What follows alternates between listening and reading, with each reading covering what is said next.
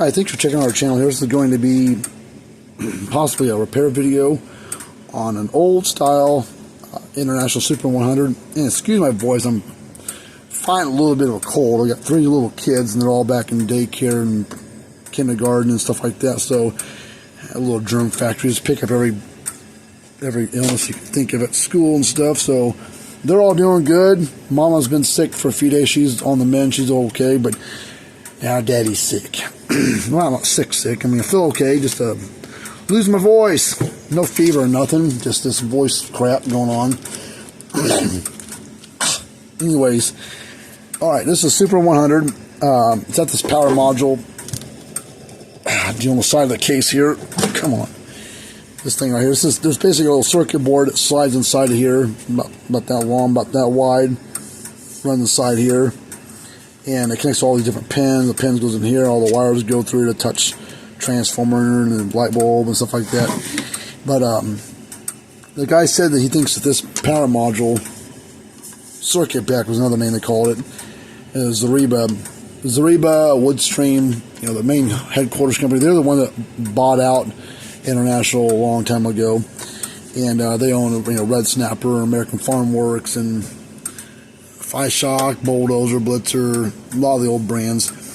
They own all of them, and Zariba's the main company. Well, they haven't made this version part a long time. They came out with a later version, looks just like this. I think this circuit board's the same, but has a square plug on it versus these little round pins. And this version part has been long discontinued for probably 2023. It's probably been 10 years since they made the part. It's probably been 15 years since they actually used this part. It came out a square plug deal in the early 2000s, probably somewhere in that range. That took the place of this. But now they don't make that part anymore either. I've got probably 3 or 4 new old stock. I think ones with the square plug. But the hardest part about these is getting them apart. These were never designed to be pulled apart and worked on, these little circuits. They're just designed to be pull it out, put another one in, and go back to working. But you can't get them anymore.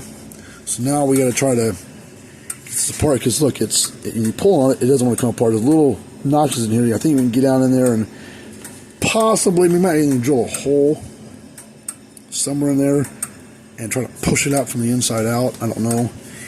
But what I'm going to try to do is take the square plug version circuit board and put it inside here, and it's soldered on the back side of these pins. So that's what we're going to try to do. Hopefully, you can get the guy going, save him some money. So give me a little bit. I'm going to go find find one of those, and we'll try to get this thing apart. See if we can get it swapped over. All right, I had to kind of do a little digging here, but here's a new one. See, there's a square plug on it, and look at the date on this. November 2005, so that's when this one was built. This is new old stock kind of thing. So 2005, they'd already switched over to this version. So yeah, it's been a while since I made the version with the pins, probably since the 90s, I'm guessing now. Okay, what am I thinking here? All right, we got to try to get both of them apart. So give me just a second here. All right, I had to find a couple things. Okay. So let's try to get the broken one apart first, because we can practice on the broken one, getting it apart. And once we kind of get that figured out, I think we'll have a better chance at getting this part. Because I really don't want to booger this one up, because it's 2005, it's brand new, and about 4 of them sitting over there, and they're all brand new, just 15 years old. I think we're going to have to drill a small hole. What I don't want to do, because I think the circuit board sits across this way or this way. So I think if we drill maybe like right up here.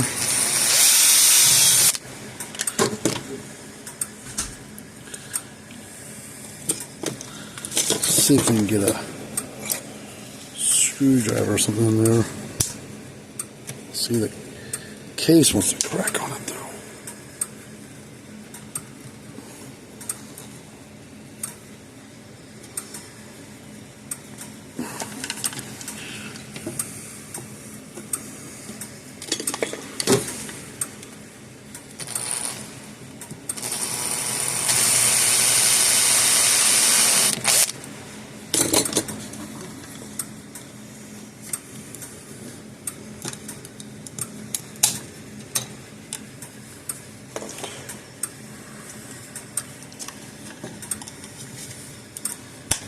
That goes.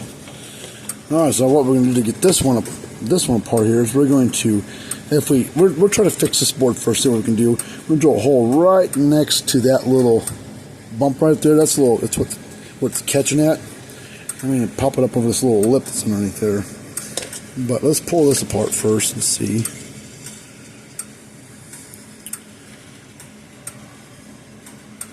Alright.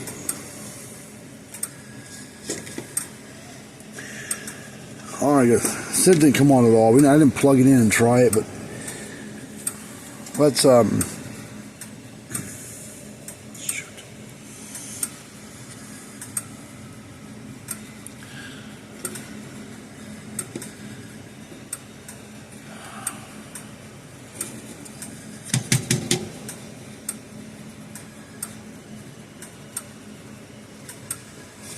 there's a thermal fuse thing up. This is a later version board, so this has been replaced once before. This isn't the original.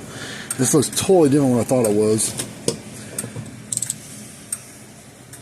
There's a thermal fuse on here. This little blue thing running across. Thermal fuse, thermal cutout, whatever you want to call it. So we'll almost cross it and see if it's any good or not. Ah, it's bad. It's bad to bone. Alright, well, we can change that out. That's not a big deal. We'll do that. We'll put it back together and we'll try it again.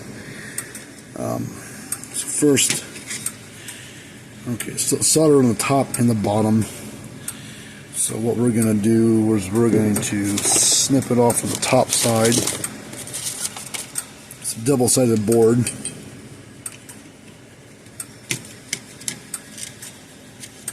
I'm going to take one of the thermal cutouts. This is going to lay right on top of there. We can move around. We got a little wiggle room here where this thing's going to sit at, but it needs to be laid flush against it. But what we need to do is I'm going to cut off that just so it's out of our way. I need to get a soldering iron out. We're going to add a little solder to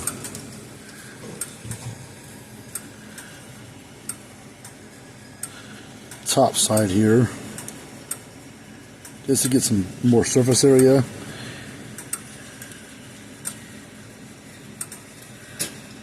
Try to hold this.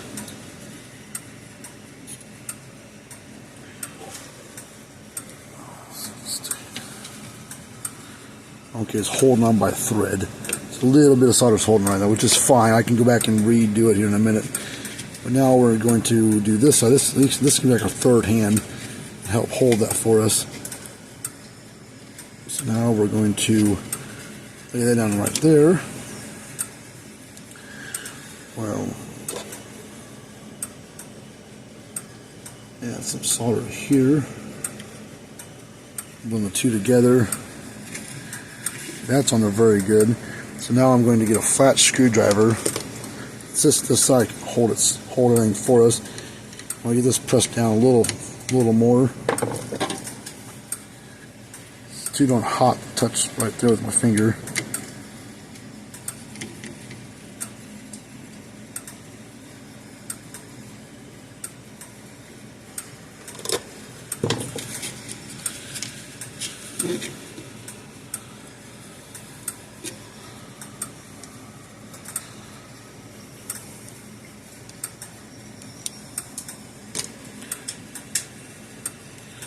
Alright, let's put this back in here.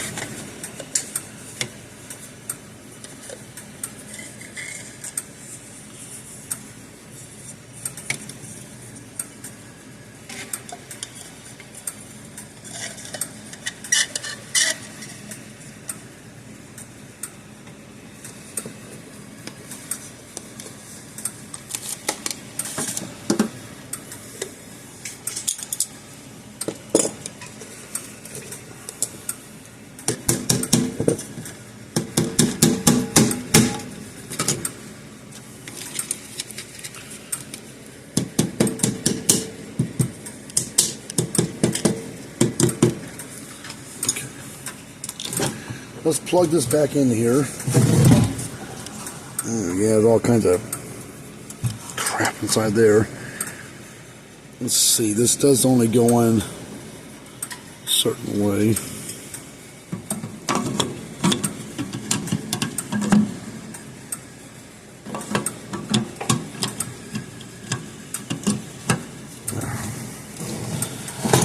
Alright, let's plug it in and see what happens.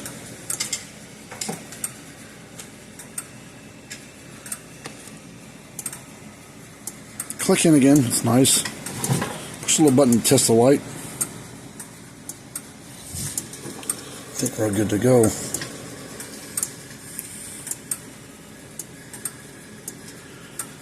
Camera's not picking up every flash, but it is indeed flashing every time.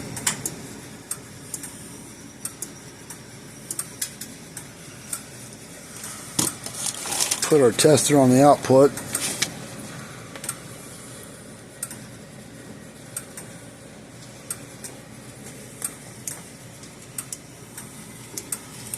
Over 10,000 volts out of this little thing.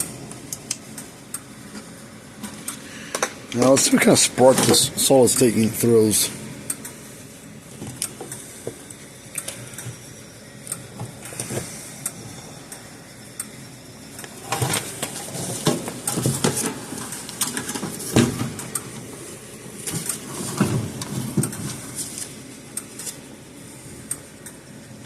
Plug it back in. Just the fence side. Close to the ground side.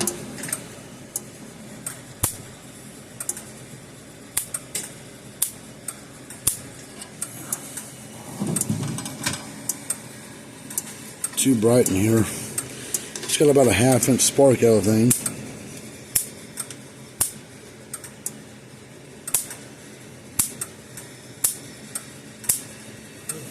Sharp snapping little thing. Okay. Well, this one's good to go. We are going to, so bugs or anything don't get inside it, we are going to take some, I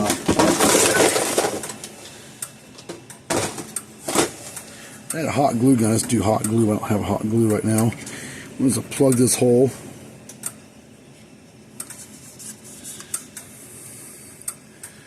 Plug that hole.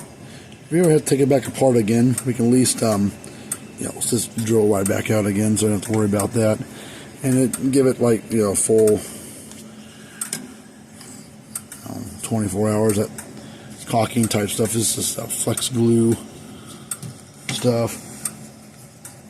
Looks pretty good for things like this for what we do. And it lasts a long time and it's waterproof. You can get pretty cheap at the hardware store. Alright, well that one's done, so I'm going to call the customer, write them up real quick, pretty cheap fix, and we'll go from there, but we should be good to go. Alright, until next time, see you later on, have a good rest of your day.